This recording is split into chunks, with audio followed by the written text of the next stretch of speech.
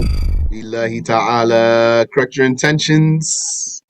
Let's continue here in the Sunni-Wahhabi dialogue. So we're at the 59th comment. The Wahhabi says, but isn't it obligatory to take them as they have come? Isn't it obligatory to take the ayat and the hadiths as they have come? So what does he mean by that? As they have come to him means literally? So the Sunni responds, we have done that. Yani, we did take them as they came, but not according to what you mean by that. They came as yad, wajh, and ayn. Yani, we took them as they came means by the wording by which they came. When you say take them as they have come, you mean take them literally. When we say take them as they have come, we mean by their wording, not their interpretation. So the Sunni says, we have done that, but he means not according to the way you mean. They came as yad, wajh, and ayn. That's exactly as we say and what we pass on. That Allah has attributed with yad, wajh, and ayn.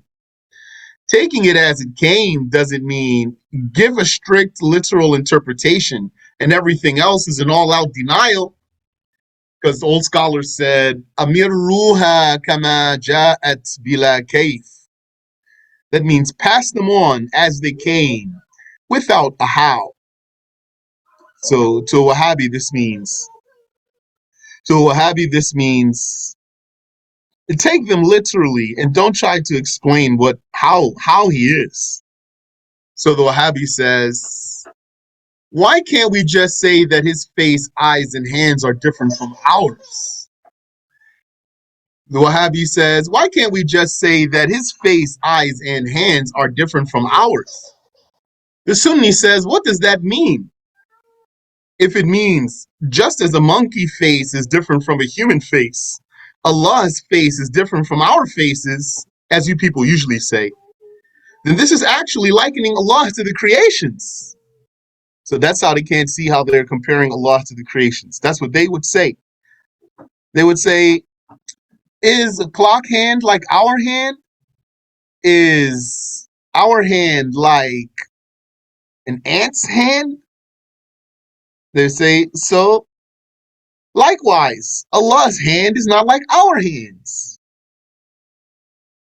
So the Sunni, he says to them, if you mean like a monkey face is different from a human face, Allah's face is different from our faces.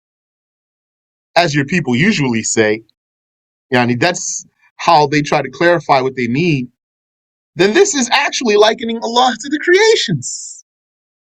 So the Wahhabi says, how so? He doesn't see how. Because it looks like that's what he believes, so he doesn't see how.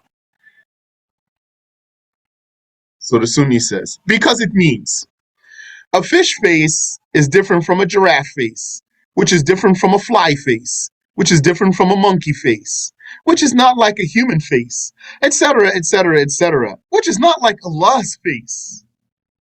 So it means he's comparing Allah to the creations.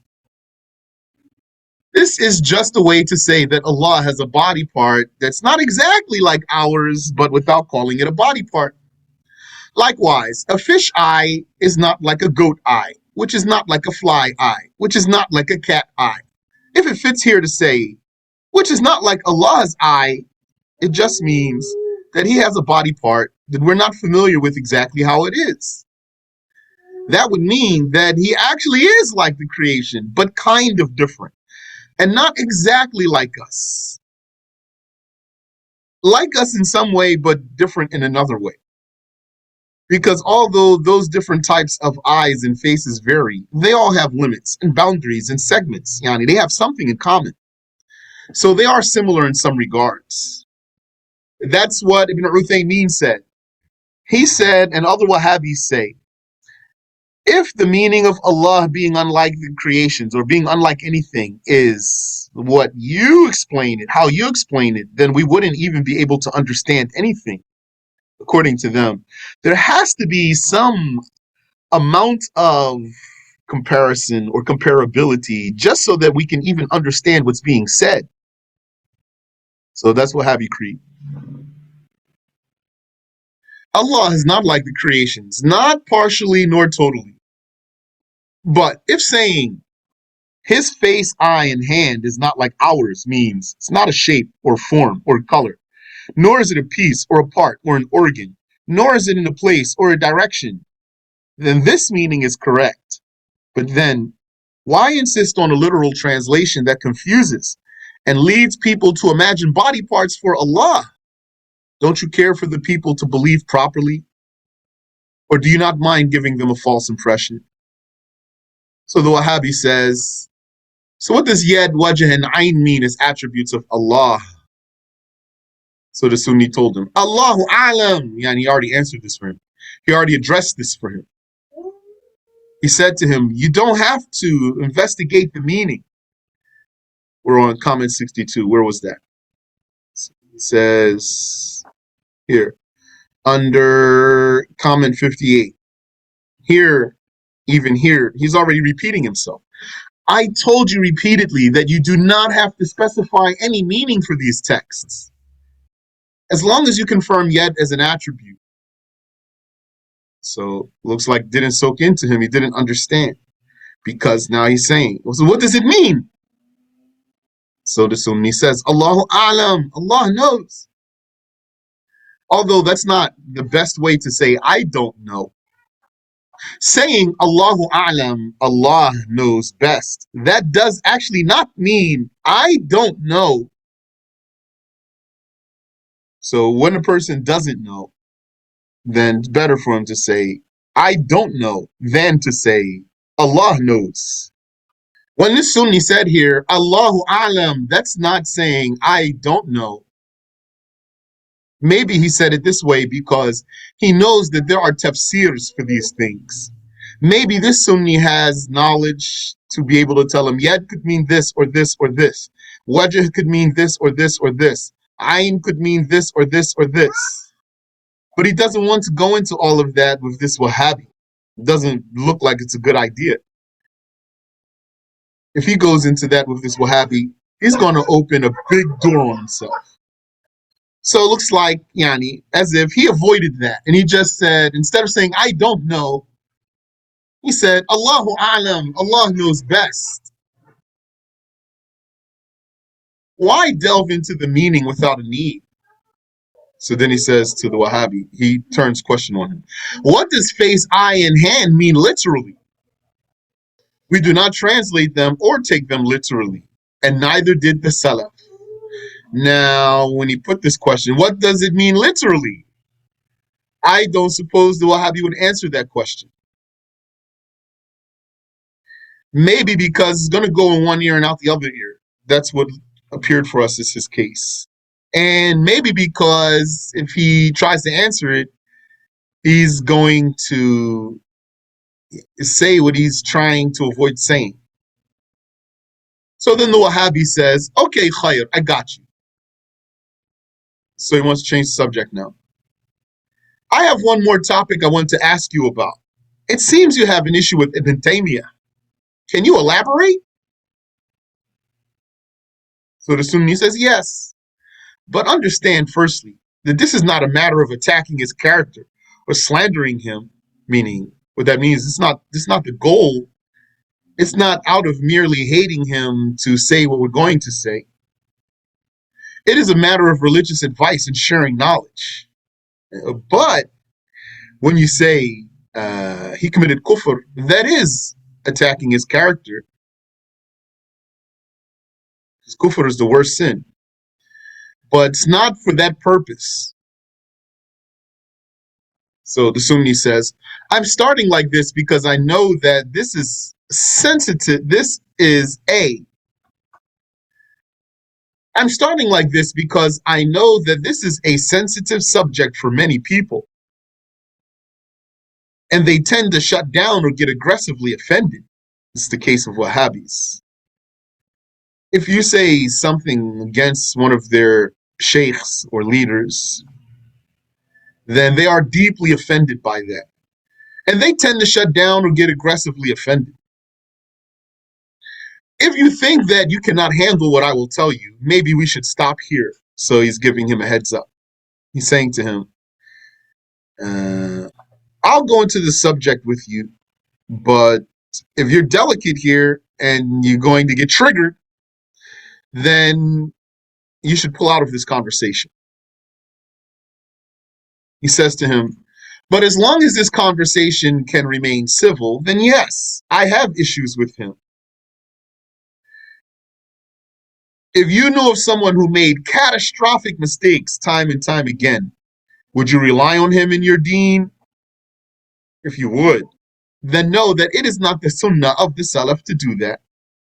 So the Wahhabi says, no, let's remain civil. I'm curious to see what you have to say. But as far as someone making catastrophic mistakes, Ibn Taymiyyah was a huge scholar. You can even capitalize that. Uppercase all letters. That's how he sees Ibn Taymiyyah. He's a massive mountain. Who are you to count his mistakes? Yes, the sunnah of the Salaf means the way of the Salaf. The sunnah means way. Just like when the Prophet said, وَمَنْ سَنَّ فِي الْإِسْلَامِ سُنَّةً سَيِّئَةً. Whoever starts an evil sunnah in Islam, كَانَ عَلَيْهِ وِزْرُهَا. Then his sin is upon him. Meaning, whoever starts an evil way. So the Sunni says, who I am is not really the issue. Because he told him, who are you to count his mistakes? Sunni says, who I am is not really the issue. And this also is an important point here. Who you are and what your qualifications are, that's, what's the word I'm looking for?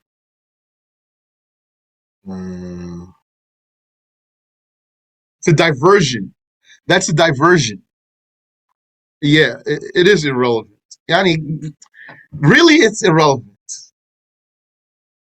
Someone might say it has relevance. Okay, but not in the grand scheme of things here, because what is it that really, really, really matters? What really, really, really matters is the evidence. So that's why there's times when I would talk to a person, I won't tell him who I am. If he asked me one time, sister asked me to talk to a Wahhabi. So he said, I want to know who you are and what's your qualification. I refuse to tell him. Why? Because it doesn't matter. Why? Because he doesn't want to talk about the proof at hand. That's why. He wants to talk about other than the issue. So I would sometimes not answer him. I'll tell him, you don't want to talk to me. You don't have to talk to me. I don't have to talk to you. I don't feel compelled to talk to you. You can kick rocks and keep moving. It doesn't bother me. And that sister was saying, can you please tell him? I told her, no, I'm not going to tell him because this is a distraction here. It's not the issue. Let's stick to the proofs. He didn't want to stick to the proofs. He wanted to argue about something other than the issue. So the Sunni says here, who I am is not really the issue. The issue is the religious evidence, not whether I have enough fame or popularity to clarify some of his mistakes. Imam Ali said that the truth is not known by the men are known by the truth. I could be a nobody and be correct, just like he could be very famous and be incorrect. Don't you know the story of Umar narrated by Al-Bayhaqi when he was corrected by a woman? So he went back up on the pulpit and said, a woman was correct and Umar was incorrect. MashaAllah, can. This is a very important issue about sticking to the proofs. I had a conversation with a person recently also, not Wahhabi, but the conversation was about ijtihad. And the person was asking me about some statements of Umar and other major mujtahids whose statement was said to be disregarded. They have a disregarded statement. They made an ijtihad about an issue, and their statement is disregarded, meaning they were deemed mistaken, and a consensus was established despite their opposition to the case. So he said, how is this? How could this be? And the source of the confusion here is not understanding how these issues work and what's really the source of it. What makes Umar ibn al-Khattab have merit in what he says? What makes him have merit in what he says is that what he says complies with what Allah says and what the Messenger of Allah says. And that's true for anyone.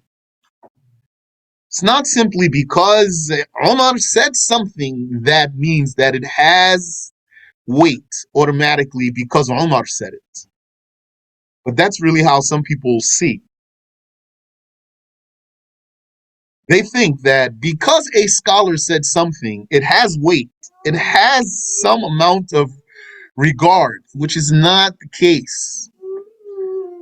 An issue has to be in compliance with the Quran and the Sunnah and the consensus, or else it has no regard. It doesn't matter who says it. That's what you really need to understand.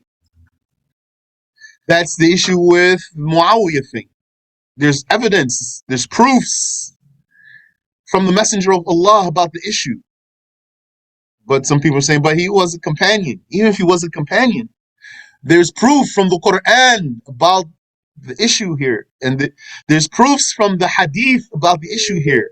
So his being a companion and his being a mujtahid, which he was, Muawiyah, doesn't mean that what he did has regard just because he was a companion, just because he was a mujtahid. So this Wahhabi says, but we all make mistakes. Why are you picking on Ibn Taymiyyah instead of overlooking his shortcomings and taking the good from him?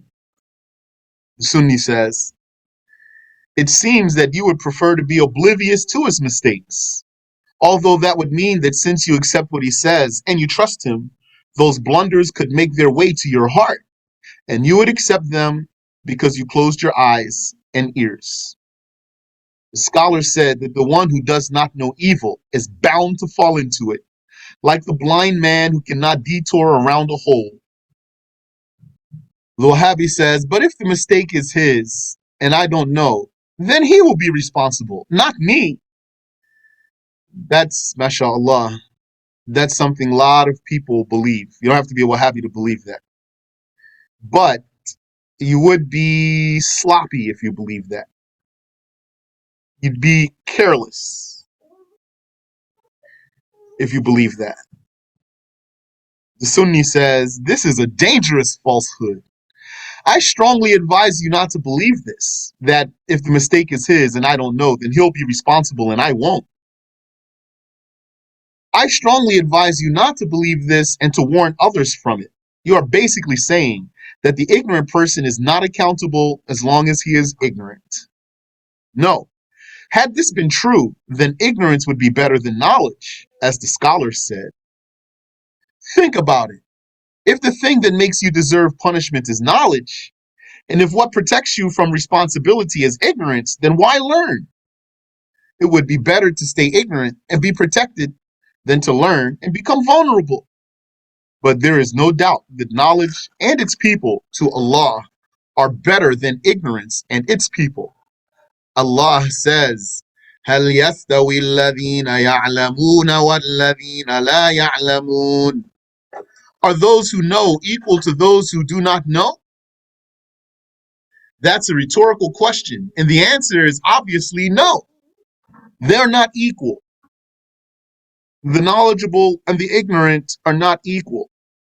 So that means one of them is superior to the other, and it wouldn't be the ignorant one who's the superior one. What is correct is that the knowledgeable and the ignorant are both accountable. Yani, we can emphasize this word both here. The knowledgeable person is accountable to practice his knowledge, and the ignorant person is accountable to acquire the necessary knowledge by finding knowledgeable people and then practice it. This is obligation. It's your obligation to find a reliable teacher so that you can learn from him.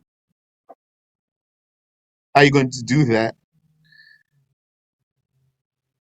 Well, You need to be not gullible, so that you find someone you think might be knowledgeable so that you can learn from him.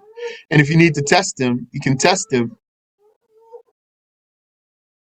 And if you find him that he's knowledgeable, learn from him. Let's say I was somewhere in some Muslim country somewhere, and I don't know anyone, and I want to find a scholar. What would I do? I would go to the masjid and I would say, is there a scholar here? Is there a sheikh here? So if the people said, yes, he is the sheikh here, then I'd go to him and then I'll ask him some questions so that I will see. Now I know, mashallah, I got the opportunity to study some advanced information, so it makes it easier for me to test him. But you also maybe have learned some good knowledge so that you know, yeah, and you have an idea about things. So you meet someone you want to learn from, you're going to ask him, for example, some questions. You're going to listen to his talk and see what he has to say. And if you find him knowledgeable, take from him. Knowledgeable and trustworthy, take from him.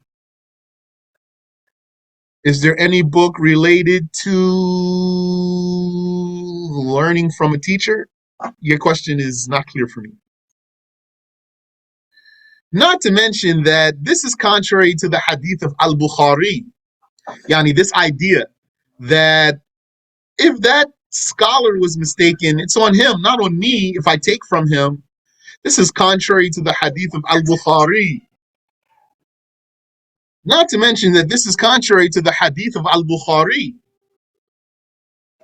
that the Prophet sallallahu alaihi wasallam said, فَسُئِلُوا فَأَفْتَوْا بِغَيْرِ عِلْمٍ فَضَلُّوا وَأَضَلُّوا.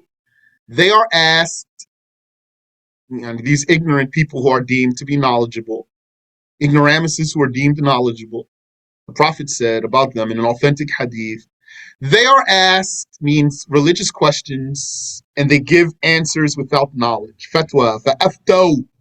They give fatwa بِغَيْرِ ilm, without knowledge. That means they give religious verdict without knowledge. What did the Prophet say? He didn't say they go astray, but they don't mislead anyone else. He said, فَضَلُّوا وَأَضَلُّوا. They go astray and lead others astray. Here, the Prophet sallallahu alaihi wasallam did not exclude the one who took a wrong answer, although he did not know any better. This one who took it, he didn't know any better. He trusted the one he was taking from. The Prophet alayhi salatu wasalam did not say they go astray, but they don't lead others astray because the mistake is not on the one who takes it. So this is a very bad idea to think that because someone gave you a mistake, that he's the one who's accountable and not you. And if that were true, then he would say, well, Fulan gave me the mistake. I'm not accountable either. It's on him. So he's not accountable and you're not accountable. And so on. That's a big mistake itself. And if you are really true, you say, what if a trustworthy person makes a mistake? It's no different. It's the same thing. And if you are really true to what you say, the Sunni says to him, why do you warn from me and my brothers? He's assuming about this Wahhabi, this person that he deems a Wahhabi here, has enough interaction with this person to be sure he's a Wahhabi. But he doesn't know that this person actually personally warns from him and his brothers. But he assumed it about him. So he said, if you are really true to what you say, why do you warn from me and my brothers? But as this is written, this is for the Wahhabi, inshallah, who reads this, he picks it up, finds it, he reads it, and then he's going to encounter this question. He says, on one hand, don't talk about Ibn Taymiyyah. If he made mistakes, then just take the good from him and leave the bad. Why does he have a double standard here? He doesn't do that. He would say about his opponents, we don't take a single letter from them, not one harf. Why not overlook our shortcomings and take the good from us? And if we were to slip you something wrong without your knowledge, you consider that we are responsible and not you. Why don't you do that? In fact, why protect yourself from anyone if you really believe that you will not be accountable for someone else's mistake that you take? So that last question there is clear that he doesn't really believe in what he's saying. Rather, he's defending Ibn Taymiyyah. So the Wahhabi says, how can we ignore your case when our scholars have warned against you and your group? He doesn't even see the double standard. He can't do what he advises you to do. That's a type of hypocrisy. So the Sunni then, he just turned his question right back on him. He said, how can I ignore his case when the scholars have warned against him and his group? So the Wahhabi says, what scholars?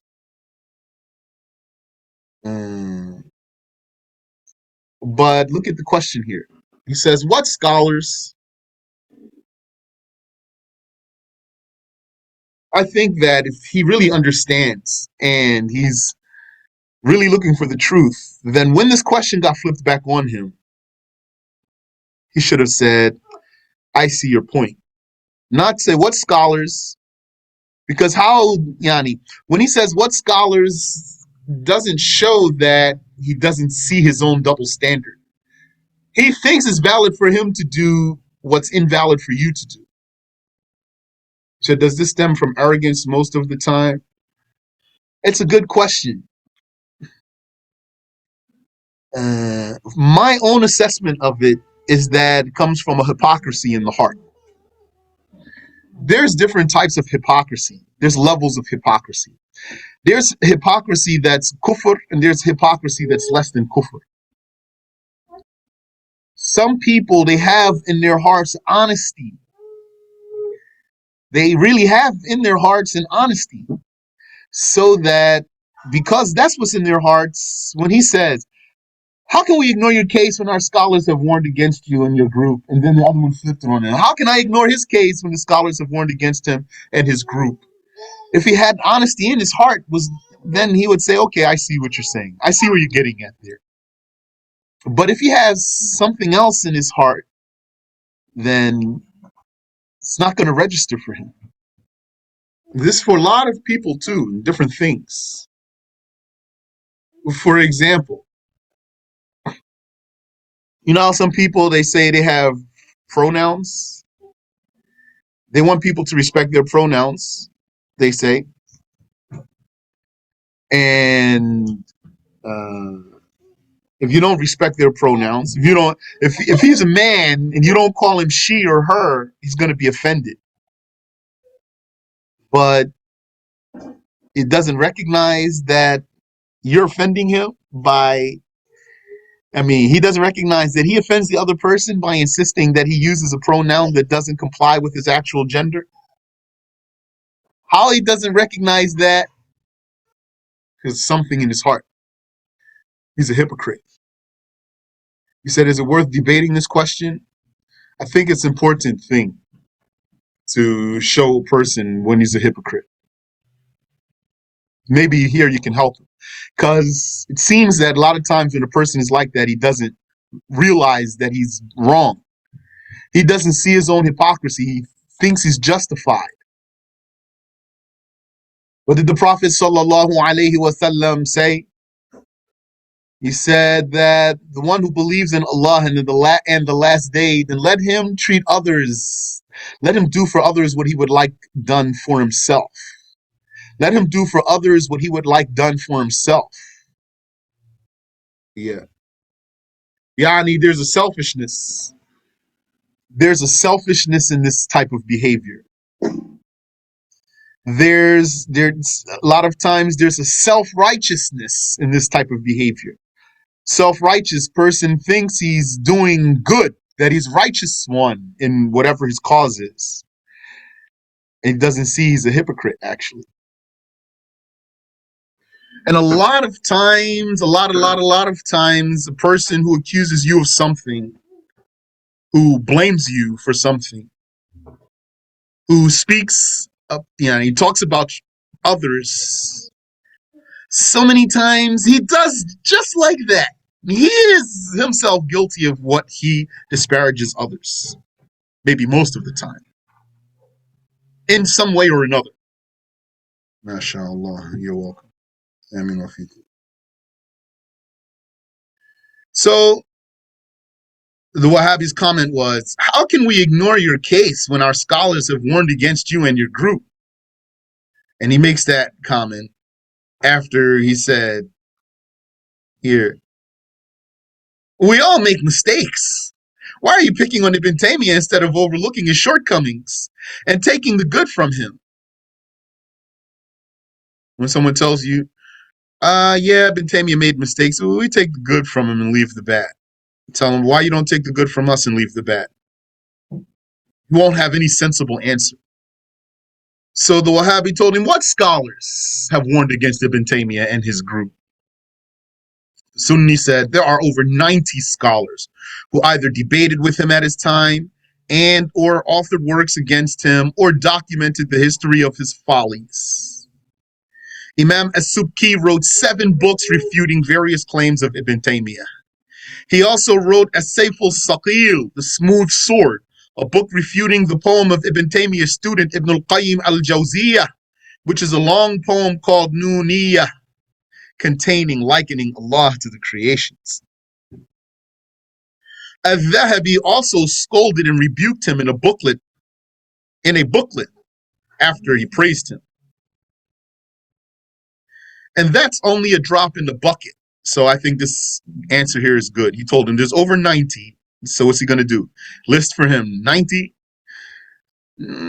Probably not a good idea. But he gave him 2, and he gave him some significant ones. Imam as-Subki, the biggest imam of his time, which was Ibn Taymiyyah's time, and Al-Dhahabi, who's a student of Ibn Taymiyyah himself, he rebuked his own sheikh.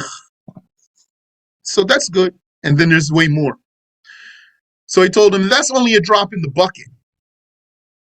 And if you don't know who Imam as-Subki is, which is a good chance that a Wahhabi, common Wahhabi, doesn't know, then know that he is regarded as the highest scholar of his time, even higher than Ibn Taymiyyah. No difference here.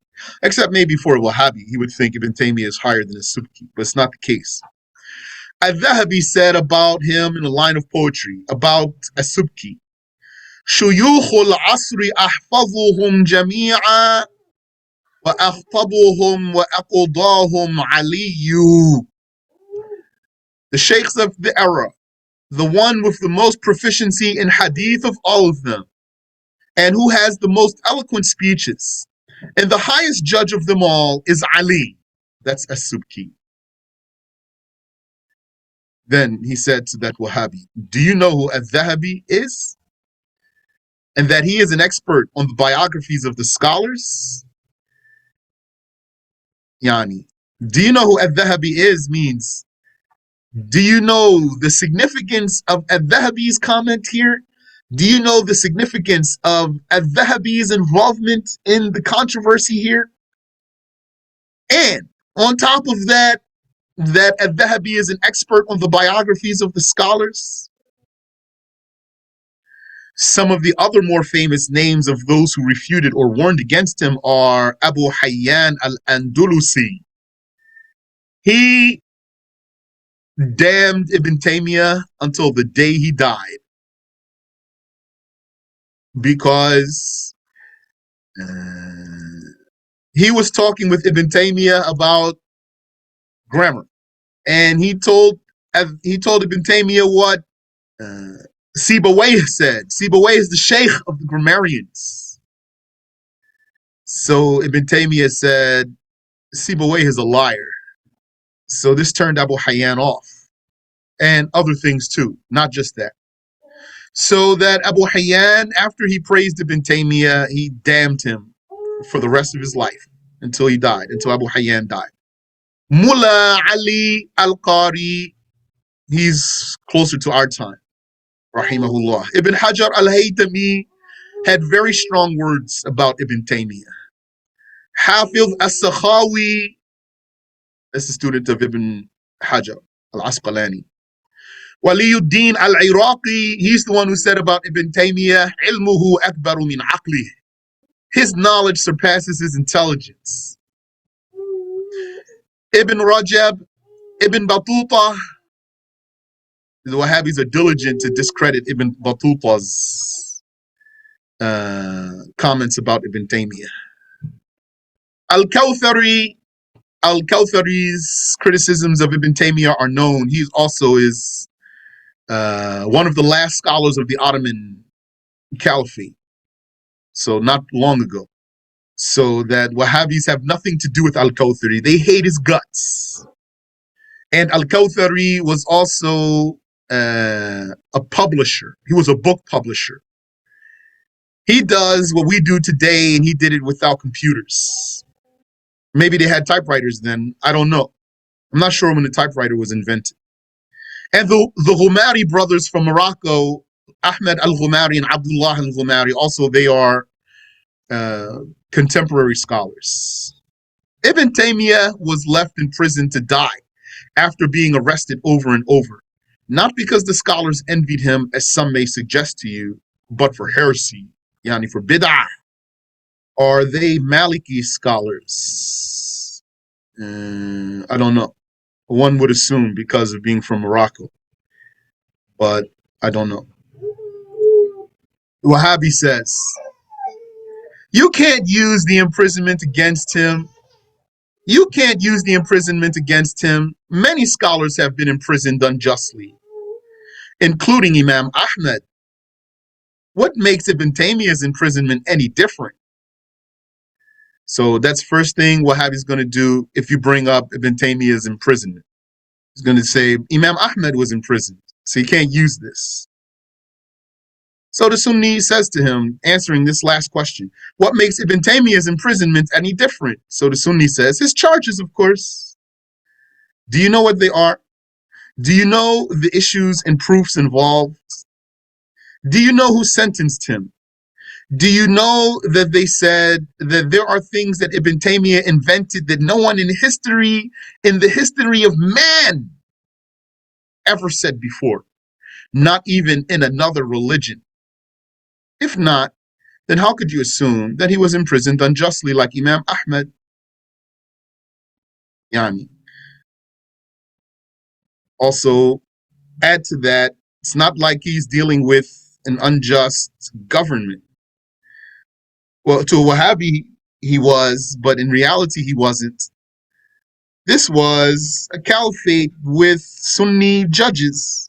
This wasn't like some American courtroom or something like that, or British courtroom or something like that, or even the contemporary Saudi courtroom or Egyptian courtroom that's not applying laws of Islam. If you've noticed, whenever your people mention the imprisonment of Ahmed, they tell the entire story. And I don't mean to imply that they understand all of the issues properly. Saying they tell the whole story doesn't mean they understand all the issues properly. But they mention in detail how he was jailed by the Mu'tazila, not by Ahlul Sunnah, for refusing to say that the Quran is created, etc. However, when they talk about Ibn Taymiyyah's imprisonment, the story is simply and generally that he was jailed unjustly, like Imam Ahmed. That's it. Rarely, if ever, do they mention the 4 head judges who jailed him, one from each madhab, because it certainly wasn't the Mu'tazila or the Kuffar. That's going to make the case different. If it had been the Mu'tazila who imprisoned him, had it been the Kuffar who imprisoned him, then that'd be different. Then you'd have room to say their judgment was invalid. Nor do they mention how many times he got booked, as they say. And for what charges? Why is that?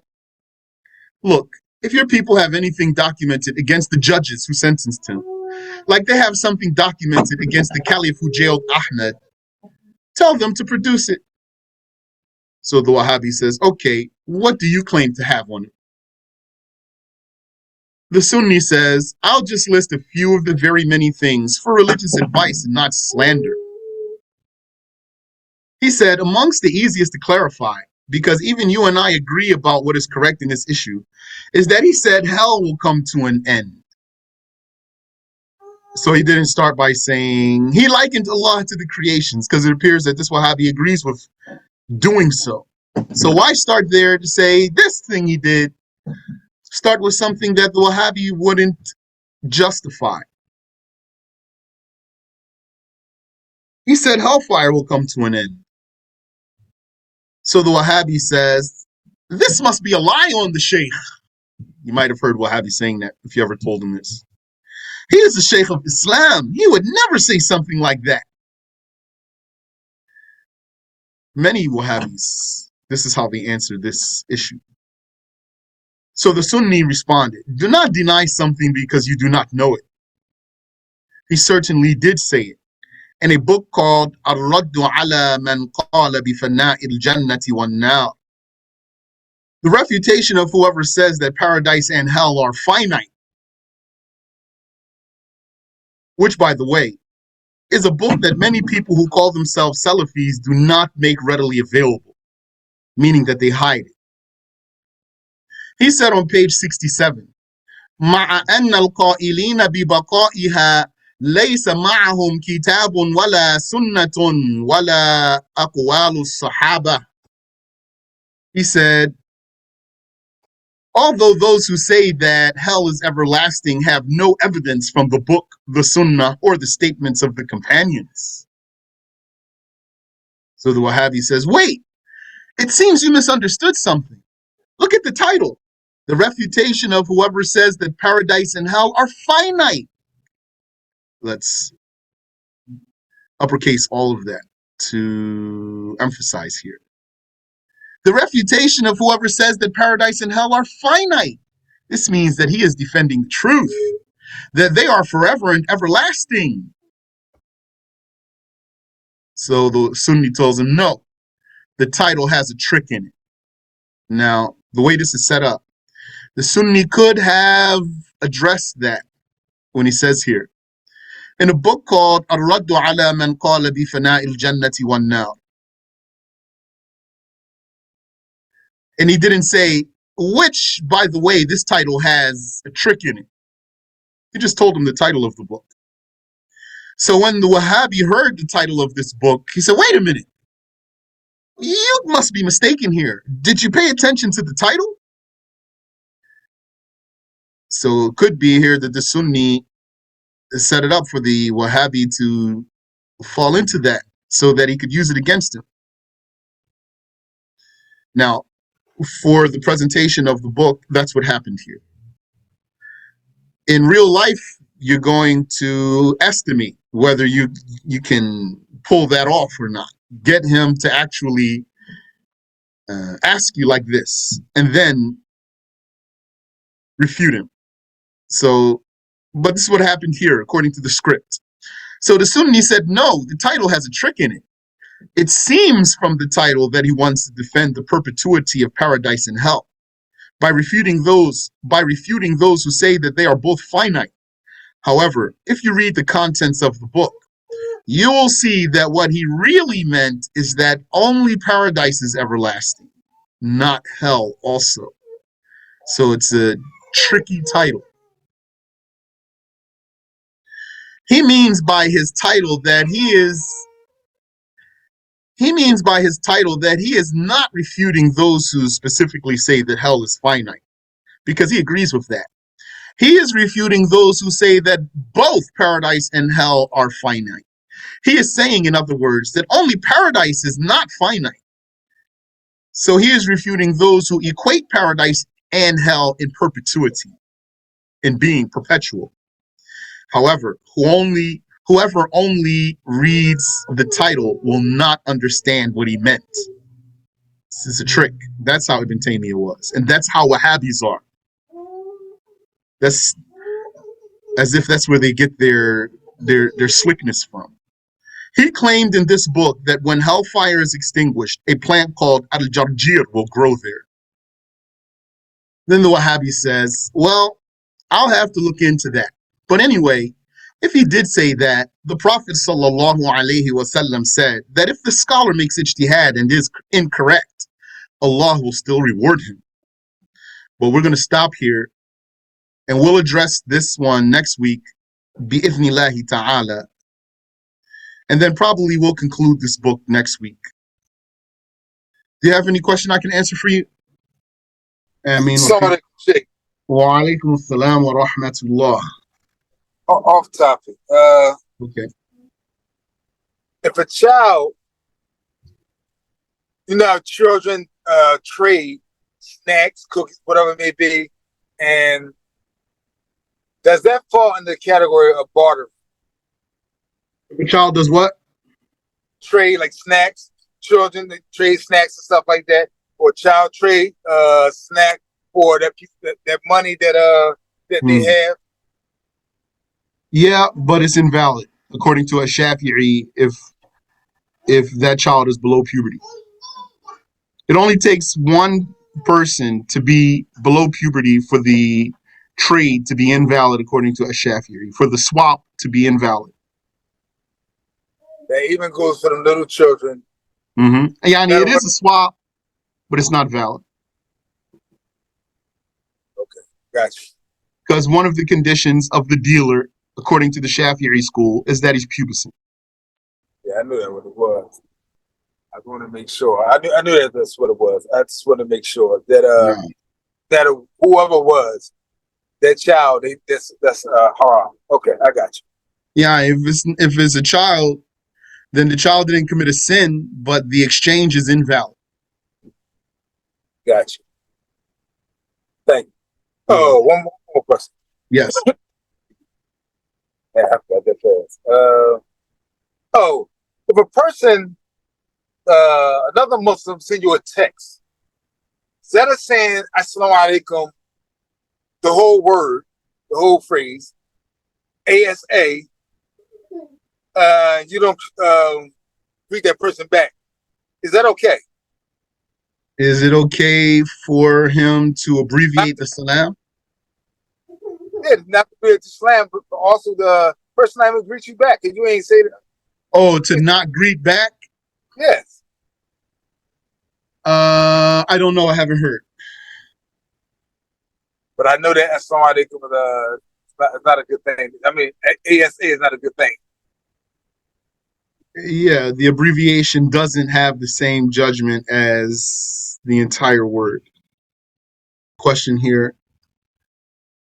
Did you mention that a top scholar from each madhab was imprisoned? No. Top scholar, a top judge, that is, top judge from each madhab, the judge of judges, from each madhab participated in the trial of Ibn Taymiyyah. Yes, you can ask about the Muawiyah issue. You said, if one were to say that, should this also be applied to numerous companions who gave allegiance to Yazid?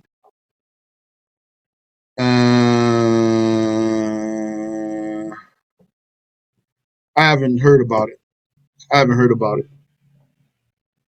It's possible that a person cooperates with an unjust ruler without being unjust himself. And proof for that is the story of Yusuf, alayhi salatu wassalam. The king told him, today I promote you. He told him, put me in charge of the treasury. Though the king was not following the rules of Islam at the moment, but Yusuf still took the opportunity to put himself in position to do good. And from this, it is proven that it is permissible for someone to, for example, accept a judge's position under an unjust ruler so that he can implement the laws of Islam, for example. And things even smaller than that. You might put yourself into a position somewhere so that you can instill or install the good there. Although some of the people you're working with, or the administration, for example, and the organization you're working with, are not following things properly. So I haven't heard about the judgment of who paid allegiance to Yazid or anything about Ibn Umar. so that I could give more exact answer. سبحانك اللهم وبحمدك أشهد أن لا إله إلا أنت أستغفرك وأتوب إليك